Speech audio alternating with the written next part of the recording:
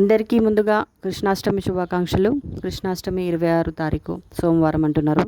కొంతమంది ఒకరోజు ముందు చేసుకుంటారు. మార్వాడీస్ అయితే మధ్యరాత్రి 3 గంటల నుంచి లెక్క వేసుకుంటారండి.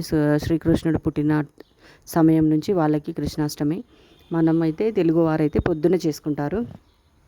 కృష్ణాష్టమి రోజు మీరు పొద్దున్న మొత్తం ఉపవాసం ఉండండి, కృష్ణుడిని తొట్టెలో వేసే వరకు. ఆ తర్వాత ఆయనకు ఇష్టమైన నైవేద్యాలు చేసి పెట్టండి. తులసిమాల కంపల్సరీ ఆయనకి ముఖ్యమైనది అండి. ఆ తర్వాత ఆయనకు ఇష్టమైన ప్రసాదం ఒకటి ఉంది.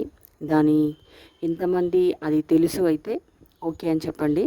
అది ప్రసాదము, ముఖ్యమైన ప్రసాదం అది.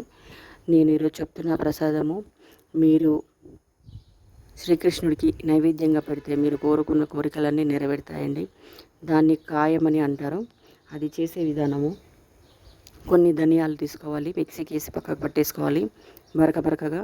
అందులో కొంచెం సొంటి కూడా పట్టాలి, పక్కకి బరకగా పట్టాలి. అవి రెండు మిక్స్ చేసుకోవాలి. దాంట్లో చక్కెర, గడ్డ చక్కెర అంటే మనం టీలో వేసుకున్న చక్కెర అయినా పర్వాలేదు, అదే చక్కెర అందులో అలానే వేసేయాలి. దాన్ని మిక్సీకి పట్టకూడదు.